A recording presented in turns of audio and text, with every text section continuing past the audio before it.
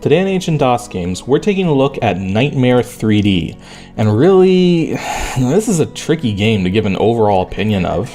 While on the surface it looks like an amateur first-person shooter, it actually has a number of unique features for the time. And this is why it's so tricky to really talk about this thing. Some of the features it has are rather ingenious, others are so terrible that I'm surprised the author left them in the game. It's hard to call this game good, it's hard to call this game bad, and it's even hard to call it average, because none of these words adequately describe this thing. I think the best word to sum it up would be different. It's also one of the few first-person shooters of the time to be independently made, and runs surprisingly well for something that was made by very few people given the time when it came out. It's just a very unique first-person shooter experience, both in good and bad ways.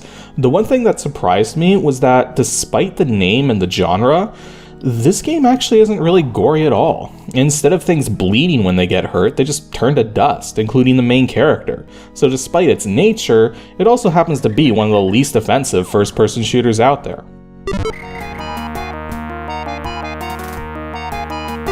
Nitemare-3D was primarily produced by David P. Gray of Gray Design Associates and was released in 1994. It's a one-player first-person shooter with support for VGA 320x200 286 color graphics, PC speaker sound, and Sound Blaster sound, though it also has ad-lib music support. As for its current release date, it's actually still shareware, and the registered version can be purchased as a digital download for $12 from the Gray Design Associates website at www.dgray.com. I should note, however, that the shareware version can't be found there, but should be available from a variety of shareware game sites, as this particular title was fairly prolific.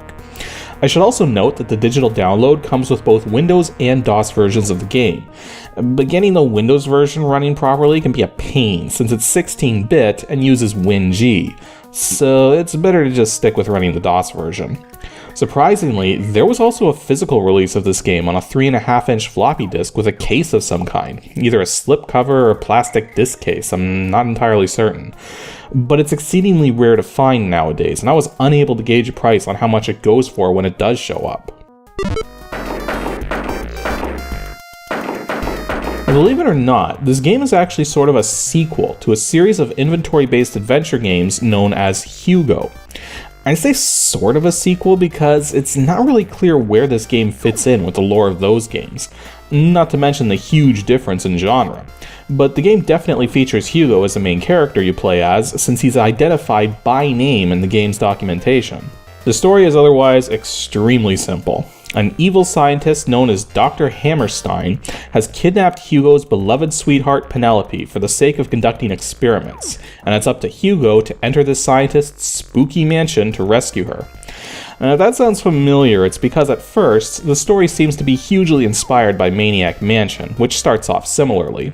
Though once you get through the first episode of the game, the story takes a turn for the weird, as you pass through a mirror into the quote, other side, and then end up fighting through hordes of robots, demons, and even aliens.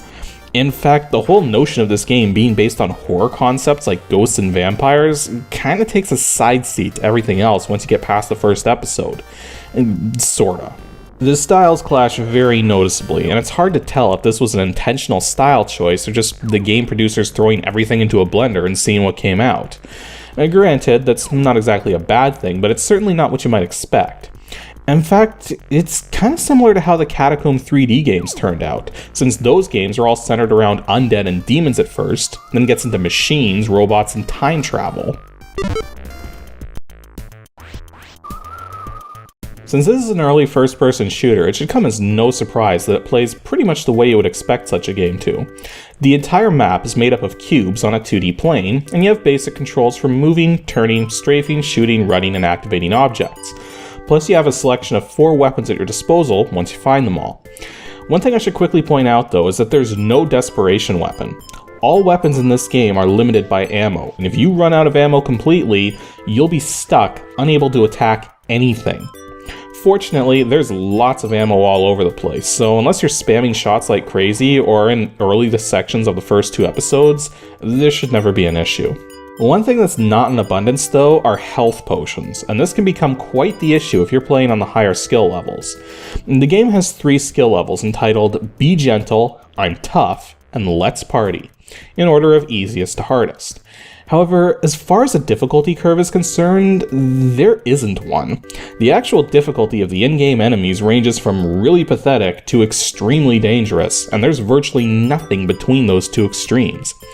In fact, some enemies are so powerful that if you get close to them on the higher skill settings, they can kill you in a single hit. And given that 3 of the 4 weapons you can acquire don't instantly hit their targets, this means there is a huge amount of luck involved with whether or not you can actually escape from combat unharmed on the higher skill settings without abusing the quick save and quick load features. So I highly recommend playing on the lowest skill setting so that the game actually provides a somewhat fair, though still unbalanced challenge. Actually, one of the features which mitigates the need to have everything balanced are 4 different cheat modes you can enable or disable at will to do things like make you invulnerable or give you all the items you need to pass through each level without having to problem solve. The purposes of these cheats is to allow players of all skill levels the ability to win the game on their own terms, so naturally you can just ignore them. In fact, that's one of the original selling points of this game, was that it was for, quote, the whole family, whereas games like Doom and Blake Stone were quite violent and gory for the time. In terms of your interface, it might seem a little confusing at first, though it's really pretty straightforward. Going from left to right along the status bar is your health, your current level, of which there are 30 in total, 10 per episode, your score, your ammunition in the form of silver bullets, plasma, and magic, your currently armed weapon, your level coordinates, which are kind of surprising to see in a game like this, but I think they were added to aid players in recording details about how they're going through each level. Not to mention it's kind of necessary for the walkthrough stuff. Slots for 4 differently colored keys, slots for 2 differently colored ID cards, your current magic eye power, your current crystal ball power, and finally a mapping panel to show you the level map when your magic eye is enabled, or the locations of enemies when the crystal ball is activated. Actually, the magic eye has a secondary purpose. Whenever you're standing right next to a wall that can be slid open, but it's not obvious that this can be done, the center of the eye will go from a dull white pixel to a bright white pixel, even if the magic eye is turned off, provided you have at least some power available in it.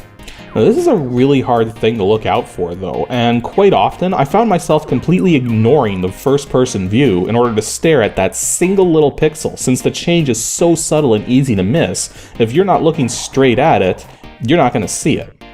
You can also press the tab key, which will tell you if there's any secret panels left to find in the level. Not to mention how many guards are left, which are essentially enemies, as well as what keys are still left to find.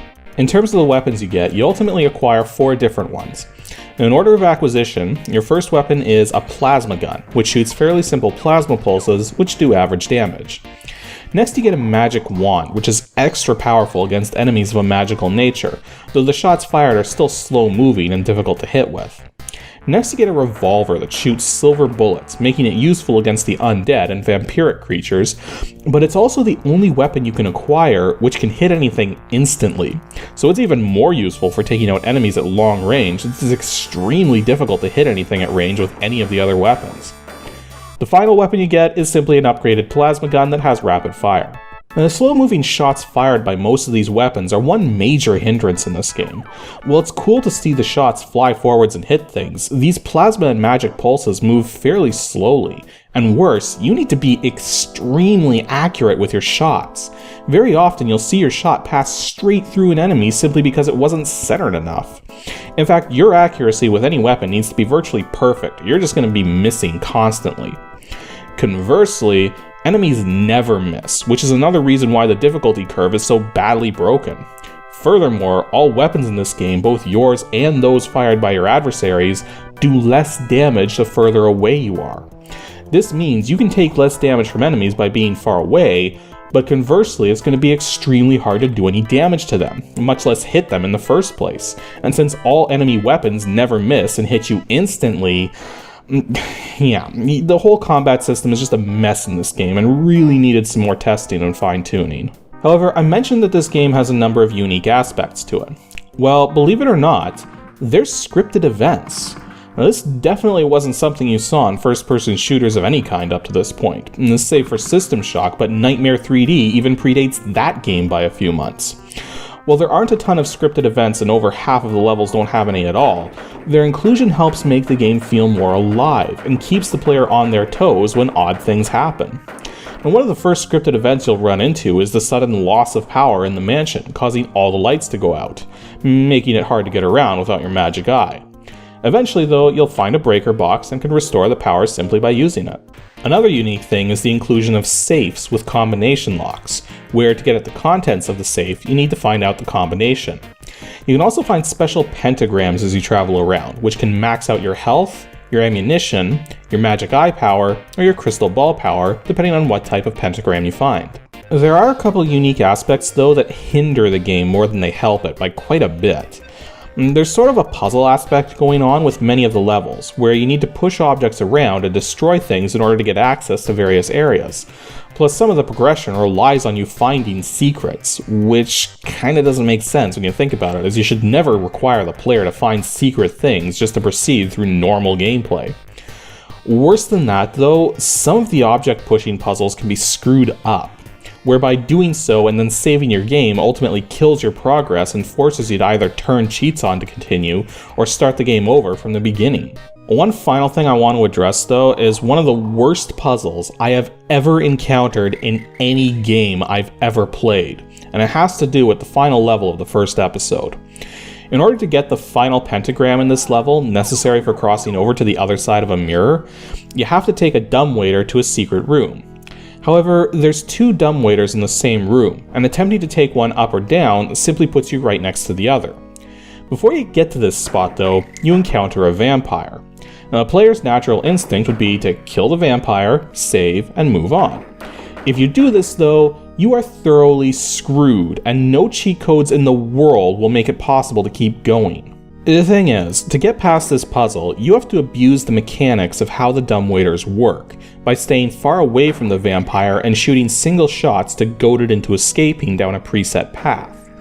Now eventually, if you do it right and don't do enough damage to kill the vampire, it will find its way to right in front of one of the dumbwaiters, blocking it as an exit point, allowing the other one to take you elsewhere.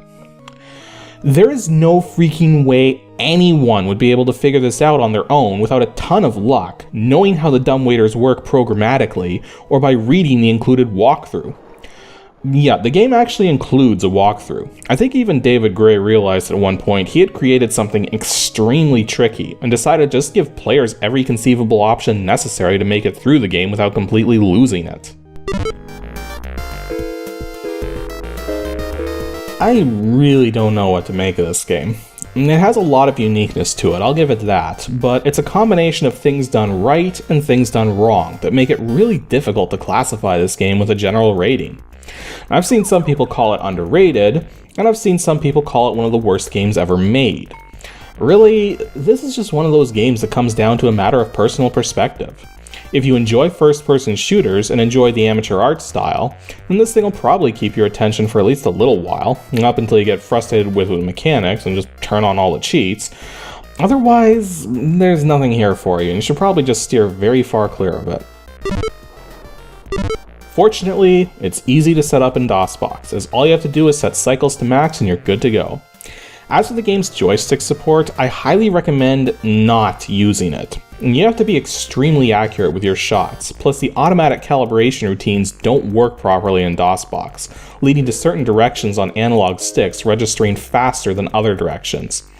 Might work properly in real DOS, but I don't actually know. Anywho, that's all for today's episode of Ancient DOS Games. I was kinda expecting this game to be all gory and disgusting, so we're gonna have to remedy that with next week's game, as we'll be covering a game that's definitely very violent. Heck, if its title didn't give this away, I don't know what would. I'm sure most of you know which game that could be, so be sure to send your guesses to adg@pixelships.com and stay tuned to see if this game is actually any decent beyond simply being a gore fest.